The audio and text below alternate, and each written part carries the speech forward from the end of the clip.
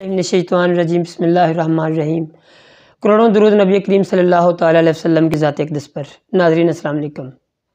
नाज़रीन, ख़ास तौर पे ख़वातीन ने मुझे काफ़ी फ़ोन किए जो LHV के एडमिशन्स हो रहे हैं, लेडी हेल्थ विजिटर्स के मुख्तलिफ पूरे पंजाब में हो रहे हैं। तो मुझे बहुत सारे सवालात आए, बहुत सारी कॉल्स आई, कुछ लोगों ने इनबॉक्स में पूछा, तो वो तकरीबन मिलते जुलते सवाल थे। मेरी कोशिश है कि मैं आपको सवालों के जवाब भी दे दूं, आपको जो फॉर्म फिल करना है उस हवाले से भी आपकी रहनुमाई फरमा दूं। कुछ लोग फॉर्म फिल करने में गलती कर जाते हैं, उनके मार्क्स भी अच्छे होते हैं, वो काबिल भी होती हैं बच्चियां, मगर सिर्फ एक छोटी सी गलती हो जाती है जिसकी वजह से फॉर्म इनकम्प्लीट होने की बुनियाद पर रिजेक्ट हो जाता है। तो मैं इंशाल्लाह इस हवाले से भी रहनुमाई करूँगा। और दूसरी बात यह है कि काफ़ी लोगों ने पूछा कि इसका जो तैयारी होती है वो कैसी होती है, जो हमने इंटरव्यू देना है। तो मैं इंशाल्लाह अपना एक हमारी जो LHV और स्टाफ नर्सेज हैं उनके साथ इंशाल्लाह मैं कोई 2-3 दिन के अंदर एक वीडियो करूँगा जिसमें आपको मुकम्मल रहनुमाई की जाएगी कि आपको कैसे सवालात पूछे जा सकते हैं और उसका क्या एक्सपेक्टेड जवाब हो सकता है। लिहाजा अगर मुमकिन हो तो ये चैनल सब्सक्राइब कर लें ताकि मेरी आपको वो वीडियो टाइम पे मिल जाए और आप उससे फ़ायदा हासिल कर सकें। तो मैं इंशाल्लाह इंटरव्यू के हवाले से भी और उसके अलावा जब दाखिला होता है, दाखिले के बाद आपको कहाँ कहाँ ट्रेनिंग करने जाना होता है, वहाँ किन हालात का सामना होता है और किस तरह से आपने उनको टैकल करना है, मैं इंशाल्लाह स्टाफ नर्सेज और LHV जो हमारी हैं उनके हवाले से आपको एक वीडियो दूँगा। तो उम्मीद है इंशाल्लाह आपको वो बहुत ज़्यादा उसका फ़ायदा होगा। तो अभी आज एक तो ये है कि बहुत सारे लोगों ने मुझे सिंध से फ़ोन आया, एक कराची से भी आए कुछ फ़ोन, वो लोग पूछ रहे थे जी हमारे कब दाखिले होंगे। तो बेसिकली मैं इंशाल्लाह उसकी वीडियो भी कर दूंगा, एक वो सेपरेट है सारा मामला, मगर उनका पंजाब और क्योंकि सारे सूबाई सतह पे ये चीज़ें होती हैं तो वो उनका अलग मामला हैं, तो उनका इंशाल्लाह मैं बता दूंगा ज़रूर आपको। हॉस्टल के हवाले से बहुत सारे लोगों ने पूछा, तो हॉस्टल जो है वो जब एडमिशन होता है तो उसकी ज़िम्मेदारी होती है, वो हॉस्टल भी देते हैं और उसके साथ ट्रेनिंग के लिए भी आपको मुख्तलिफ़ अस्पतालों का वो बाकायदा ट्रांसपोर्ट का इंतज़ाम होता है। स्कूल की निगरानी में आपने जब क्लासें होती हैं, स्कूल की निगरानी में बसों में जाके आपके साथ वो बाकायदा ट्रांसपोर्ट का इंतज़ाम करके स्कूल से पिक एंड ड्रॉप की सारी ज़िम्मेदारी स्कूल की होती है, गवर्नमेंट की होती है। तो इसलिए ये मैं इंशाल्लाह, और इसके अलावा ये भी पूछा गया कि इन केस यहाँ अगर रिजेक्ट हो जाता है, बंदा सेलेक्ट नहीं होता, तो और क्या ऑप्शंस हैं, मैं इंशाल्लाह ये भी बताऊँगा।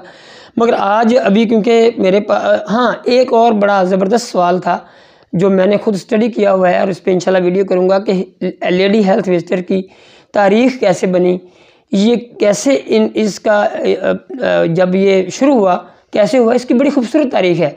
तो इंशाल्लाह मैं आपको बताऊँगा कि हमारा बर-ए-आज़म एशिया, बर-ए-सग़ीर, हमारा पाकिस्तान, इस हवाले से जब ये अगर मैं इसकी तारीख़ बताऊँगा तो आप हैरान होंगे कि हमारा पाकिस्तानी और बर-ए-आज़म एशिया इस हवाले से हमारी आम ख़वातीन जब LHVs नहीं थी तो ये किस तरह किरदार अदा कर रहा था और ये आइडिया किस तरह आया और किस तरह ये आगे अब शोबा तरक्की कर रहा है।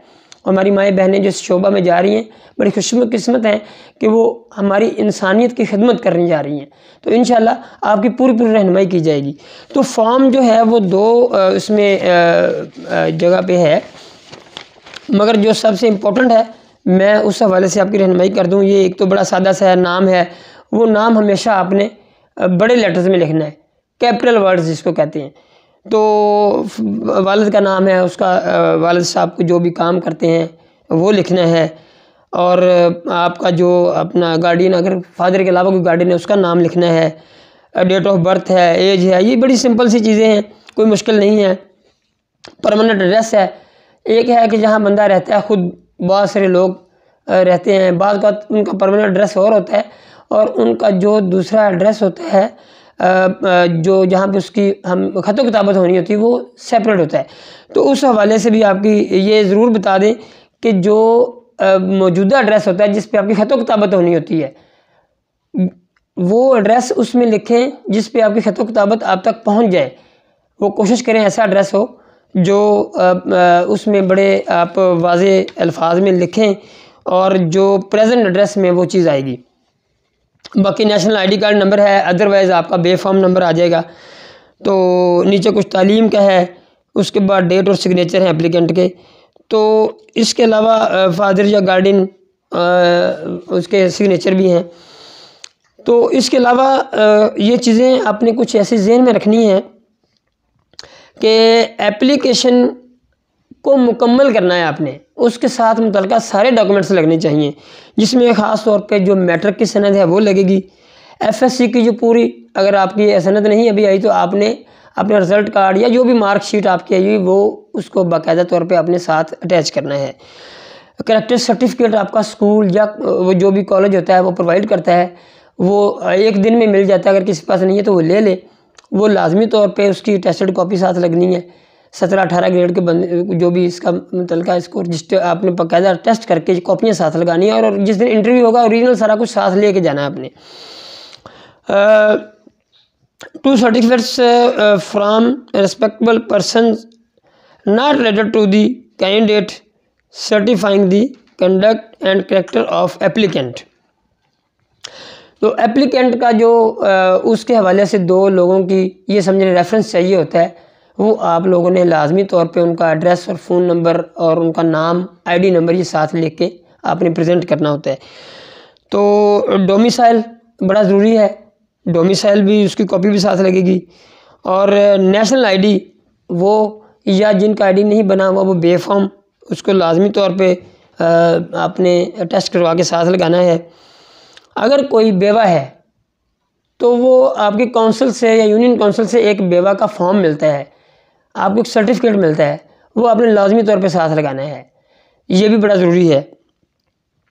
تو کسی بھی طرح کی کوئی غلط انفارمیشن نہیں دینی ہے آپ نے، بالکل اس کو پراپرلی وہ جو ایکچوئل انفارمیشن ہے وہ دینی ہے، کہیں غلطی نہیں کرنی، آپ نے اپنے کوئی بھی ایسی چیز چھپانی نہیں، کوئی غلط بیان نہیں کرنی، کیونکہ جب انٹرویو ہوں گے تو آپ اس میں اس کو مشکل پیش آ سکتی ہے، آپ ریجیکٹ ہو سکتے ہیں۔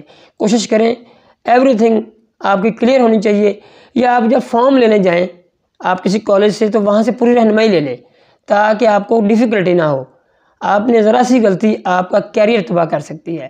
لہٰذا آپ کوئی بھی آپ کو مزید انفارمیشن چاہیے، میں انشاءاللہ اس پہ میری ابھی 1-2 ویڈیوز آنی ہیں جس میں آپ کے بہت سارے سوالوں کے جواب بھی دینے ہیں۔ یہ میں نے ایک چھوٹی سی ویڈیو صرف فارم فل کرنے کے حوالے سے دی تھی، تو انشاءاللہ میں آپ کے ساتھ دوسری ویڈیو میں حاضر ہوں گا۔ آپ کا بہت بہت شکریہ۔